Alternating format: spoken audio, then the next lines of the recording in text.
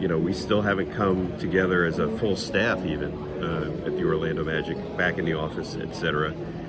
So to be here, in the training facility and to see people, face to face and in person, it's really exciting. What do you feel like you learned in the last year plus? Just, I'm sure the list, we could probably spend an hour on that. We could do a whole show just on that. Are there a couple of things that really stand out to you that you take with you out of what has been a really odd year, personally, professionally, and with this team? Well, first and foremost, I think, we found that there's different ways to work than we were accustomed to.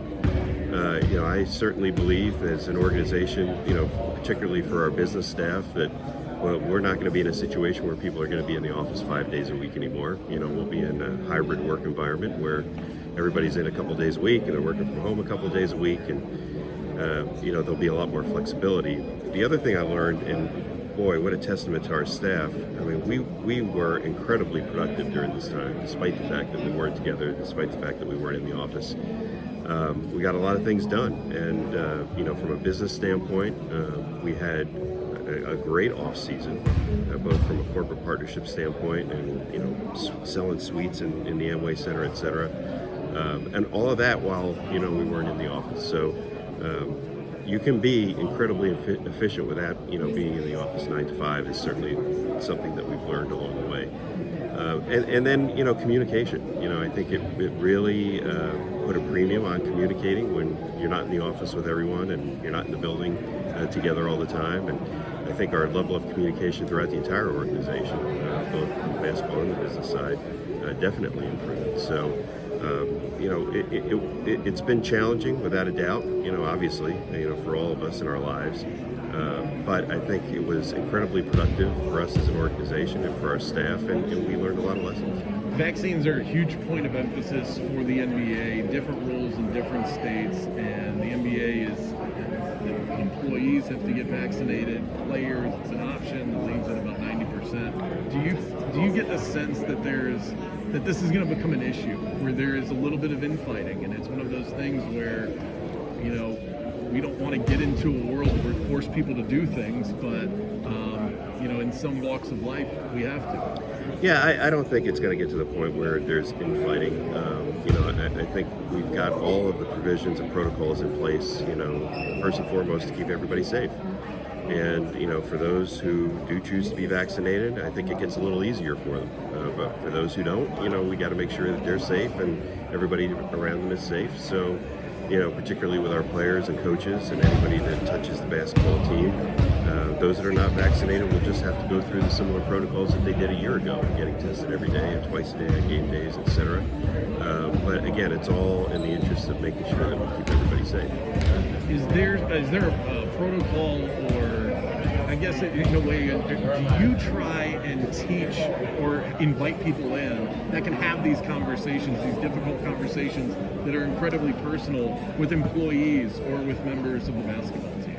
We've been really communicative with everybody in the organization, and we've had full staff meetings, where we've discussed, our protocols and the way that we're going to go about it, and the fact that we're doing everything to try and keep everybody safe. Of course, we encourage everybody to be vaccinated, but we also know that it's a choice, and so on the personnel side of our organization, we're in the mid-90s in being vaccinated, but we're never going to get to 100%, because some people are making the choice not to be vaccinated, and they'll just have to be tested, so that they're safe and that everybody around is safe. Are you disappointed in the reaction, social media-wise, and the media at large, to the words that were, whether they were taken out of context or the ones that were properly used for Jonathan Isaac in that Rolling Stones story? Does that sort of hurt when you see the way that people have come out and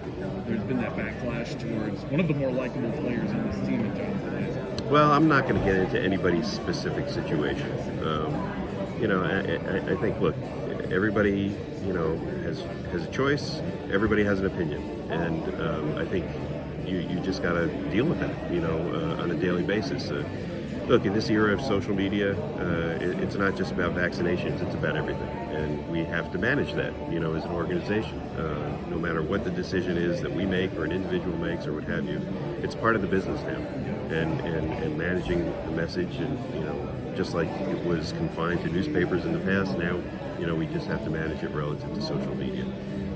But everybody's entitled to their opinion. Everybody's entitled to their choice. Is there anything that fans need to know this year? There's always confusion out there. This is something we've all never been through before. Protocols were different for fans last year than they will be this year.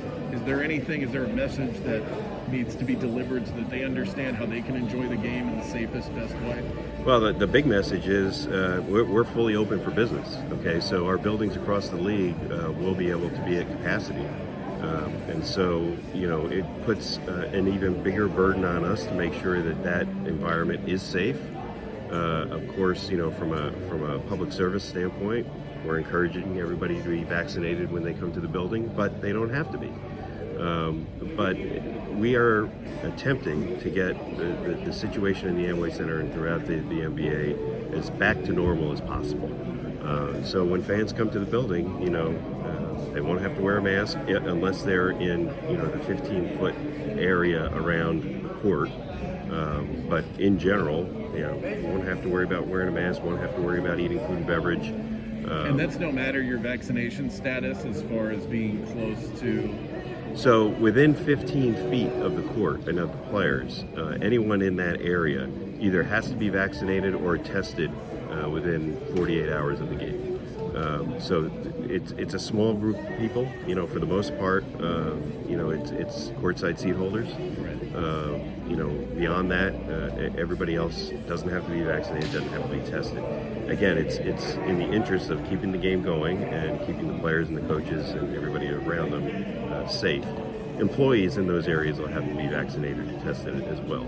Again, anybody that's in the general vicinity of the players and coaches. In much happier news, J.J. Redick, 15 years in the NBA, spent years with the Orlando Magic. How much did he mean to this organization? Oh, he meant a lot. He's still one of our fans' favorites. We were all saddened to see that he retired, but at the same time happy for the great career that he had. And he really just got started with us and went on to an incredibly successful career. I think he's a perfect example of a player who worked really, really hard during his career and maybe superseded what a lot of people expected from him as an NBA player. So I'm really happy for him. We look forward to welcoming him back in different ways and having him back around here.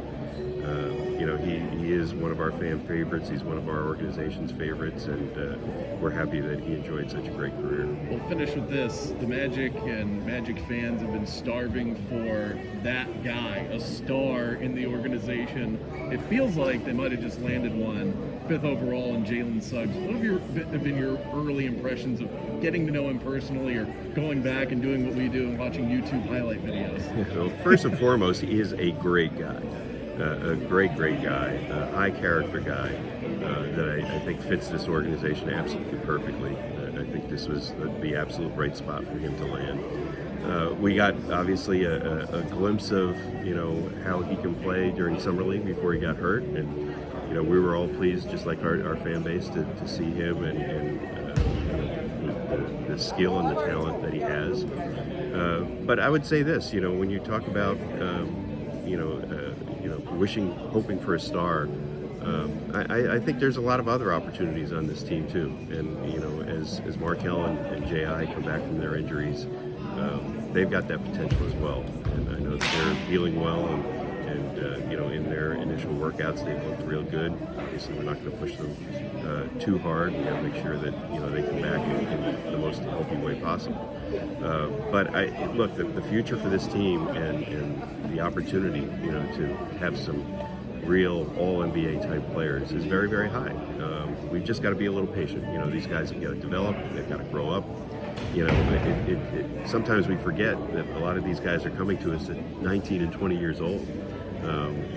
When I first started in this business, guys were coming to us at 22 and 23 years old. Yeah. So it's a lot different. Their games haven't developed to the level that they had in the past. But once these guys develop, I think there's going to be a lot of stardom on this team in the future. Looking forward to a great season, 2021, 2022. Get back after it, full stadiums, full arenas, and all of that. Orlando Magic CEO Alex Martin's kind enough to give me some of his time. Thanks so much, Alex. Thanks so much. I appreciate it. Thank you. Yeah, I was looking at the average age on the team is 24 years Right. old. It is such a that's the It's average crazy. age. And you take out MCW and Etuan and